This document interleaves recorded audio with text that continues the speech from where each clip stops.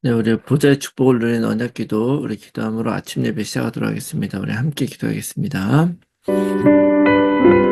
살아계신 하나님 아버지 감사합니다. 이 시간도 그리스도 언약 잡고 오늘에는 기도하게 하시니 감사합니다. 주는 그리스도시요 살아계신 하나님의 아들이심을 믿습니다. 예수님은 나의 모든 죄를 사하신 나의 참된 사장이요 나를 사단의 손에서 건지신 나의 참된 왕이요 내게 영원한 생명을 주신 나의 참 선지자이심을 믿습니다. 그리스도는 내 인생 모든 문제의 답이시며 내 삶의 주인이심을 고백합니다. 지금 이 시간 기도하는 나에게 주의 성령으로 충만하게 역사하여 주옵소서. 하나님, 지금 이 시간 성삼위 하나님께서 말씀으로 나의 삶 속에 성령 충만함과 오력을 더하여 주시옵소서. 말씀을 선포하시는 성부 하나님, 그 구원의 말씀을 성취하시는 성자 그리스도 예수님, 말씀으로 나와 함께 하시는 성령 하나님이 영력, 지력, 체력, 경제력, 인력으로 충만하게 하사 237 나라 5천 종족을 살리게 하옵소서. 하나님, 지금 이 시간 기도를 통하여 내 안에 7망대, 7여정, 7이정표가 세워지게 하옵소서. 오직 성령의 충만함을 입어 세상의 그 어떤 것에도 흔들리지 않게 하시고 오직 성령의 능력으로 그 어떤 사단의 시험에도 넘어지지 않게 하옵소서. 오직 성령의 인도를 받아 하나님께서 원하시는 길을 오늘도 걸어가게 하옵소서. 오늘도 하나 잡고 기도하는 우리들에게 최고의 축복을 부어주시고 축복을 볼 수 있는 영안과 믿음을 허락하여 주시옵소서. 하나님, 자녀의 기도를 반드시 응답하시며 성령으로 역사하실 줄 믿습니다. 이 모든 말씀을 예수 그리스도의 이름으로 기도합니다. 아멘. 우리 찬송가 94장 우리 함께 찬송하겠습니다. 94장입니다.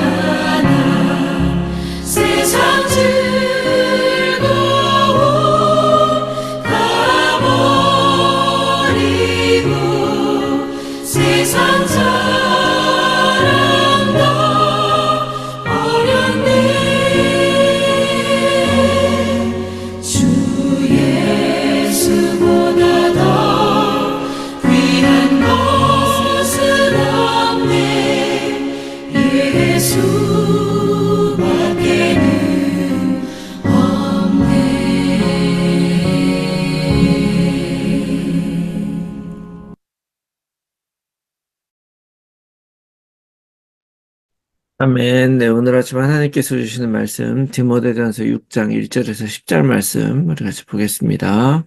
디모데전서 6장 1절에서 10절 제가 읽겠습니다. 무릇 멍에 아래에 있는 종들은 자기 상전들을 범사에 마땅히 공경할 자로 알지니 이는 하나님의 이름과 교훈으로 비방을 받지 않게 하려 함이라. 믿는 상전이 있는 자들은 그 상전을 형제라고 가볍게 여기지 말고 더 잘 섬기게 하라. 이는 유익을 받는 자들이 믿는 자요 사랑을 받는 자임이라. 너는 이것들을 가르치고 권하라. 누구든지 다른 교훈을 하며 바른 말 곧 우리 주 예수 그리스도의 말씀과 경건에 관한 교훈을 따르지 아니하면 그는 교만하여 아무것도 알지 못하고 변론과 언쟁을 좋아하니 하는 자니 이로써 투기와 분쟁과 비방과 악한 생각이 나며 마음이 부패하여지고 진리를 잃어버려 경건을 이익의 방도로 생각하는 자들의 다툼이 일어나느니라. 그러나 자족하는 마음이 있으면 경건은 큰 이익이 되느니라. 우리가 세상에 아무것도 가지고 온 것이 없음에 또한 아무것도 가지고 가지 못하리니 우리가 먹을 것과 입을 것이 있은즉 족한 줄로 알 것이니라. 부하려 하는 자들은 시험과 올무와 여러 가지 어리석고 해로운 욕심에 떨어지나니 곧 사람으로 파멸과 멸망에 빠지게 하는 것이라. 돈을 사랑함은 일만하게 뿌리가 되나니 이것을 탐내는 자들은 미혹을 받아 믿음에서 떠나 많은 근심으로 자기를 찔렀도다. 아멘. 할렐루야. 오늘도 새로운 하루가 시작이 되었습니다. 그리스도를 만난 우리들은 삶의 기준이 바뀐 사람이죠. 기준을 나에서 하나님으로 바꾸고 하나님이 주신 것을 만족하며 살아갈 때 우리들의 삶은 어떤 상황 속에서도 넉넉히 이기게 될 줄로 믿습니다. 자, 그런 의미에서 오늘도 예수님은 그리스도 모든 문제 해결자이시고 오늘도 우리와 함께 하신 임마누엘 하나님이심을 믿고 고백하면서 하루를 시작하도록 하겠습니다. 자, 바울이 그 당시에 전달했었던 그 복음은 그 시대에 굉장히 도전적이고 큰 반향을 일으키는 그런 말씀이었죠. 갈라디아서 3장 28절의 말씀에 보면 너희는 유대인이나 헬라인이나 종이나 자유인이나 남자나 여자나 다 그리스도 안에서 하나니라 이렇게 말했어요. 그 당시에는 계급이 있는 사회였기 때문에 이렇게 종이나 자유인이나 남자나 여자나 다 하나다라고 얘기하는 것이 굉장히 큰 충격적인 그런 주장이었다고 말할 수가 있는 것이죠. 특별히 남자와 여자의 그 구분도 달랐고 또 아, 어린이와 어른들에 대한 이런 대접도 다 달랐기 때문에 그래서 이제 이로 인해서 사실은 많은 반감을 일으키기도 했고 실제로 많은 적들이 생겨나기도 했죠.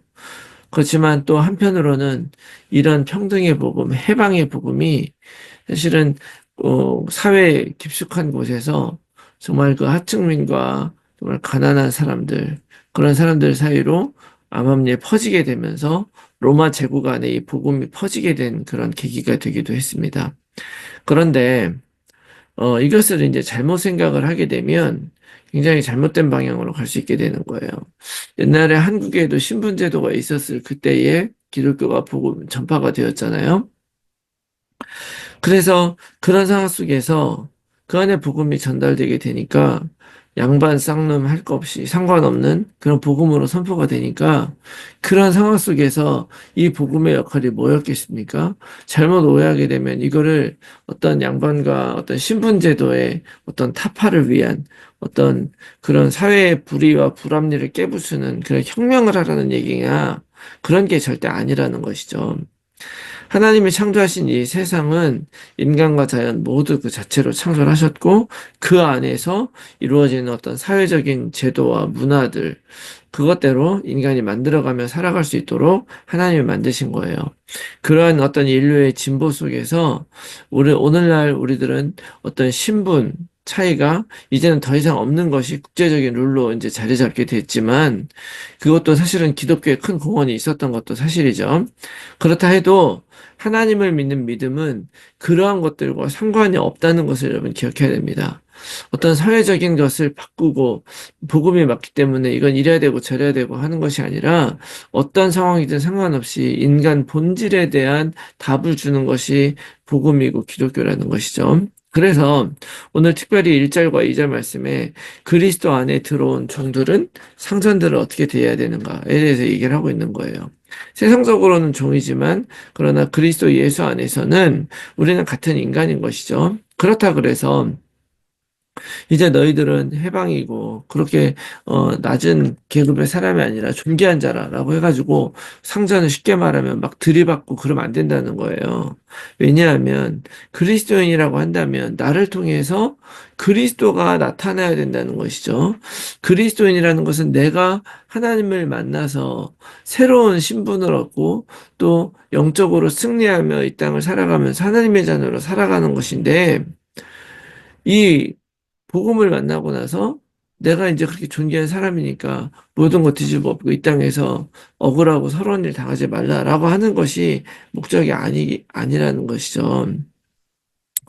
그래서, 그렇게 어떤 내가 복음을 만나고 나서 내가 믿음을 누리고 복음을 누리고 그리스도를 누리는 것이지, 막 들이받아가지고 내 신분을 쟁취하고 옳은 대로 변화시키라는 것이 하나님의 뜻이 아닌 거예요. 또 이제 그 믿는 상전이 똑같이 믿는 사람이라 이거죠. 그러면 이제 그 상전도 종과 이런 거를 만났지만 그러나 같이 이제 우리는 같은 형제다라고 해서 또 그렇게 막 가볍게 여기고서 우리는 같은 이제 형제고 같은 믿음 안에 있으니까 막 쉽게 말하지 말라는 거예요. 쉽게 말하면 기어오르지 말고 오히려 더 잘 섬기라는 것입니다.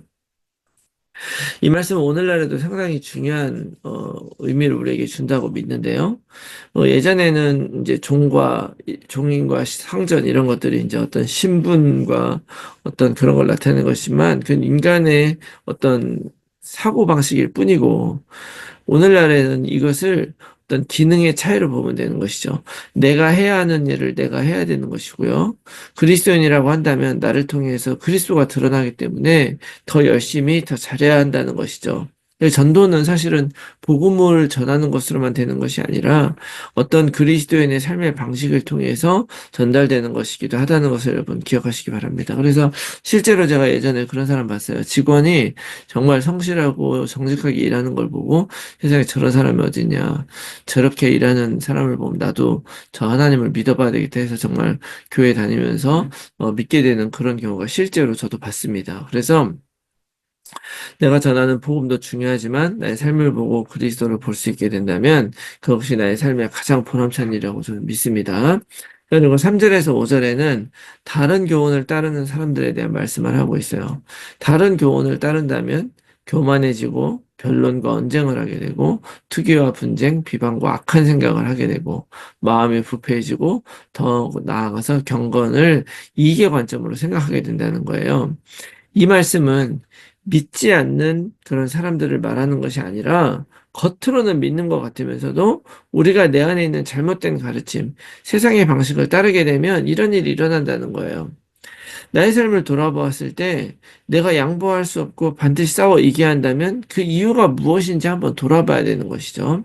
만일 하나님 나라를 위한 것이라면 우리가 반드시 싸워서 이겨야 되겠지만 그런 것이 아니라면 오히려 그런 다툼을 이겨내고 지고 싶지 않고 막 싸우고 막 그렇게 막 언쟁하고 싶고 한다고 한다면 그거는 사실은 화평을 이루거나 복음을 이루는 것이 아니라고 말할 수 있죠. 복음이라는 것은 우리에게 완전한 평화, 샬롬을 주는 것이고요. 하나님이 나를 대신해서 싸우는 것이다 라고 하는 것을 여러분 기억하면서 오늘 우리가 싸우는 이 믿음의 싸움, 영적 싸움을 할 때 언약 안에서 내가 이기기 위한 싸움하는 것이 아니라 하나님이 이기는 싸움을 하시기를 바랍니다. 비방하면서 언쟁하며 악한 생각하며 싸우는 그런 싸움이 아니라 선한 생각을 하는 싸움, 그리고 양보하고 기다리는 싸움을 할 때 하나님이 나를 위해서 대신 싸워주신다라고 하는 사실을 누리시는 여러분들이 다 되시기 바랍니다.